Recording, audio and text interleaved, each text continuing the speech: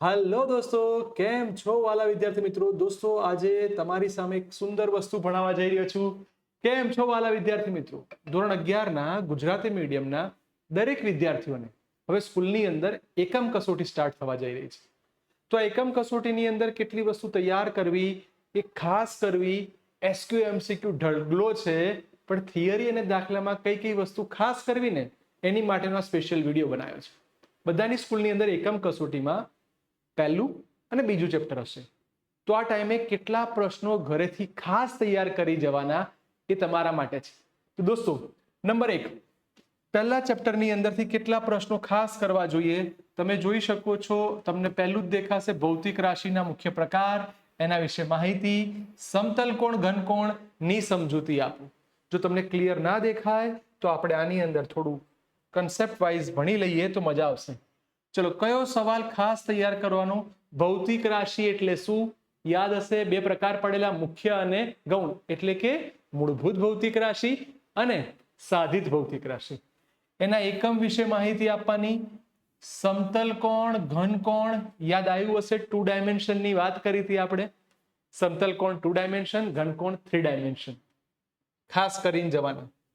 એક્ઝામમાં મોટા ભાગે જે પૂછાય છે એના નામને યાદ કરાવી દઉં તો એસઆઈ એકમ પદ્ધતિ કે જેની અંદર 7 ભૌતિક રાશિઓનો તમે સમાવેશ કરેલો, એને તૈયાર કરીને જવાની. લંબાઈના 3 યુનિટ જે એમસીક્યુમાં કોઈક ને કોઈક રીતે પૂછાય છે. એસ્ટ્રોનોમિકલ યુનિટ યાદ હશે, પ્રકાશ વર્ષ અને પાર્સેક.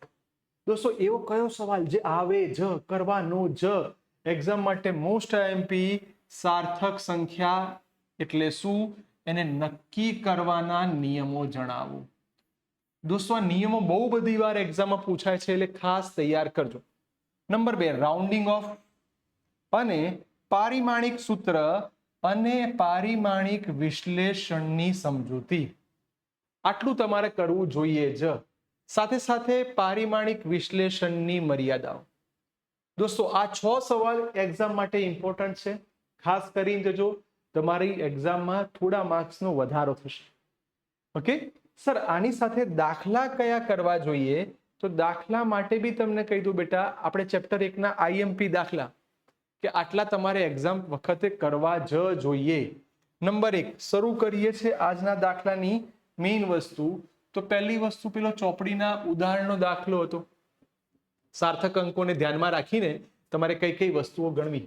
તો આનું કુલ પૃષ્ઠ ક્ષેત્રફળ અને કદ. તમને દળ આપેલું હતું, દાખલા બધાને યાદ છે, બહુ બધી વાર સરસ પ્રેક્ટિસ કરેલી છે. દળ અને કદ આપેલા હોય તો આના બેઝ ઉપર તમારે શું કરવું, એટલે ઘનતા શોધી શકાય. પારિમાણિક સૂત્ર વાળો દાખલો કે ડાબ્બા બરાબર જબ્બા, એટલે કે સમીકરણની યથાર્થતા ચકાસવાનો એક દાખલો આવી શકે. એના તમને 3 બીજા એક્સ્ટ્રા આપેલા છે. એક્ઝામમાં આ થિયરી પોર્શનની અંદર કરીને જવાનું જ.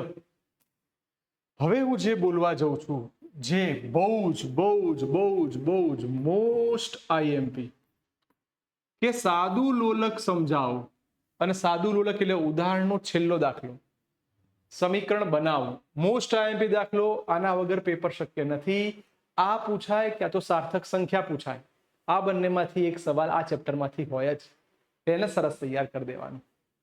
નંબર 2, સર સ્વાધ્યાયમાં જઈએ એટલે પેલો 4.2 જૂલ વાળો દાખલો, પ્રોવિઝન વાળો દાખલો, લંબચોરસ વાળો દાખલો, અને પેલા સ્વાધ્યાયના 14, 15 અને 17 જેમાં ત્રિજ્યા, કદ અને ઘનતાની વાત કરી છે. ઓકે, આ બધું ભણી ગયેલા છો એટલે હું તમને આઈએમપી બહુ સરળથી ઓછા ટાઈમમાં આપી શકીશ. બોલો, પહેલા ચેપ્ટરની બંને ઉદાહરણ અને થિયરીમાં કેટલી વસ્તુ કરી જવી એની તમને માહિતી મેં આપી દીધી.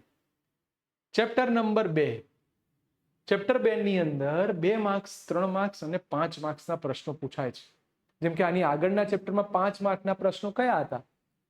તો નંબર 1, પહેલો શબ્દ બહુ જ અગત્યનો હતો, સાર્થક સંખ્યા નક્કી કરવાના નિયમો. બીજો હતો t બરાબર 2π√L/g વાળો દાખલો, સમીકરણ બનાવવાનો. એમ ચેપ્ટર નંબર 2, રેખીય ગતિ, એની અંદરનું મોસ્ટ આઈએમપી સવાલ જોવા જઈએ તો એક આ સવાલ સૌથી વધારે પૂછાય છે, નિયમિત પ્રવેગી ગતિના સમીકરણ. આલેખની મદદથી પૂછાય અથવા કલન શાસ્ત્રની મદદથી પૂછાય. દીકરાઓ તમારે આને ખાસ તૈયાર કરીને જવાનું. જેટલા પણ વિદ્યાર્થી મિત્રો છે બેટા, એક્ઝામમાં સારા માર્ક્સ લાવવા હોય તો આ બંને સવાલ ખાસ કરી જવાના. સાથે સાથે કણની સંકલ્પના, તત્કાલીન વેગ, આ ચેપ્ટરમાં તમે પહેલી વાર વિકલનની રજૂઆત ભણેલા, યાદ છે ને? તો વિકલન આવે એટલે તમારે એક્ઝામમાં ભૂલ ના થાય ને બેટા, એટલે આને ખાસ કરીને જજો. સ્ટોપિંગ ડિસ્ટન્સ અને મુક્ત પતન, આ પણ તમારે એક્ઝામમાં ખાસ કરીને જવા જોઈએ. દાખલાની વાત કરું તો પહેલો જ દાખલો ઉદાહરણ નંબર 1 આવડી જવો જોઈએ. રાજમાર્ગ, બહુ જ એક આ બહુમાળી મકાન વાળો, ખાસ કરજો બેટા. સ્વાધ્યાયનો દાખલો, સોરી ઉદાહરણ કે સ્વાધ્યાયનો દાખલો છે એને ખાસ કરીને દેજો. સાથે સાથે સુરેખ માર્ગનો દાખલો, એક ખેલાડીની પ્રારંભિક ઝડપ, આ ચોપડીના સ્વાધ્યાયના દાખલા શરૂ થઈ ગયા છે, એને સારી રીતે તૈયાર કરજો. અને આની સાથે એક બે દાખલા એવા છે કે જે પેપર ટફ કાઢવું હોય ત્યારે પૂછાય છે. જેમ કે દાખલા નંબર, યસ, ટપ્પી પડે રહ્યો, યસ. જ્યારે પેપર હાર્ડ કાઢવું હોય, ટફ કાઢવું હોય, ત્યારે આ દાખલો પૂછાય છે કે જેની અંદર જેવી ટપ્પી પડે એટલે એ 10મા ભાગ જેટલો વેગ ગુમાવે. આ દાખલો ખાસ કરીને જવો બેટા, કારણ કે આ પૂછાય છે.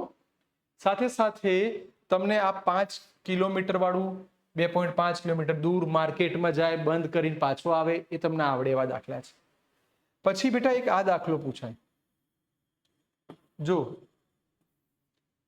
આ 30 મિનિટ, 50 મિનિટ ને 40 મિનિટ, ફરી બોલું છું, એક્ઝામ લક્ષી મોસ્ટ આઈએમપી દાખલા છે, એને તૈયાર કરવા જોઈએ.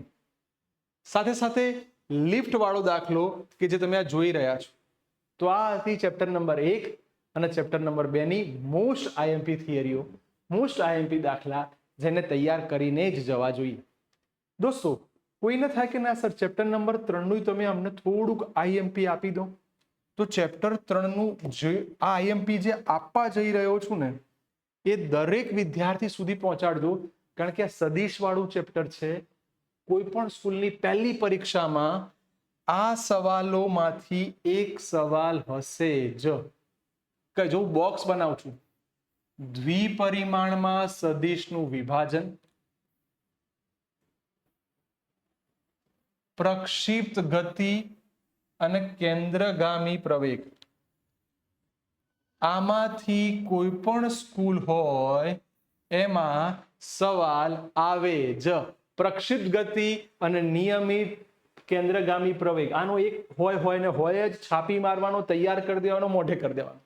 ઓકે, તો ધોરણ 11 ના વિદ્યાર્થીઓને સરસ રીતે ઉપયોગી થાય એવો મેં થિયરીનો બહુ જ આઈએમપી પોર્શન તૈયાર કરાવે છે. ઓકે, તો દરેક 11 માળા સુધી પહોંચાડજો. એમ દાખલામાં જોવા જઈએ ને બેટા, તો આના કયા દાખલા એક્ઝામમાં સૌથી વધારે પૂછાય છે એ કહી દઉં. તો એક દાખલા નંબર આ અને આ મોસ્ટ આઈએમપી દાખલો, જે તમારો ઉદાહરણ નંબર 2 છે.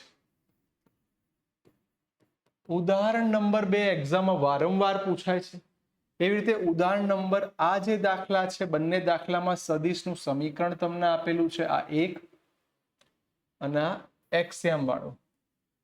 ડન. આ દાખલાઓ બેટા છે, હજી ઘણું બધું છે, પણ મોટાભાગે તમારી સ્કૂલમાં અત્યારે આટલું હશે. જે છોકરાઓને આની પીડીએફ જોઈતી હોય તે મને વોટ્સઅપ કરજો, તમારા સુધી આ પીડીએફ પણ પહોંચી જશે. ઘણા બધા વિદ્યાર્થીઓ છે કે સર તમારી ઓફિસ ક્યાં છે, બહુ કન્ફ્યુઝ હોય છે. તો જો તમે રાણીપ જેવા વિસ્તારમાં, રાણીપ, ન્યૂ રાણીપ હો, તો SV સ્ક્વેર, એમાં 5th ફ્લોર ઉપર, 5મી માળ ઉપર મને અમારો ફોન નંબર છે, તમે મને પર્સનલી ફોન કરીને પણ ત્યાં રૂબરૂ આવીને આની પીડીએફ કે પછી એની હાર્ડ કોપી તમે લઈ શકો છો.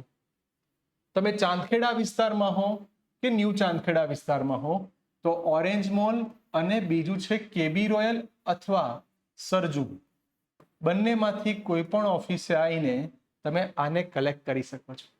આ માત્ર ને માત્ર બાળકોનું સારું ભવિષ્ય તૈયાર થાય, બાળકો સુધી આઈએમપી પહોંચે, કારણ કે ઘણું બધું વાંચવાનું આવશે. પણ કયા સવાલોને પહેલી પ્રાયોરિટી આપી, કોઈ આઈએમપી નથી આપતો, પણ પહેલી પ્રાયોરિટી આપી કે આ તો કરીને જ જવાના, એ છે. કારણ કે આમાંથી જ દાખલા અને એમસીક્યુ બને છે. ઓકે, બાય બેટા, ટેક કેર.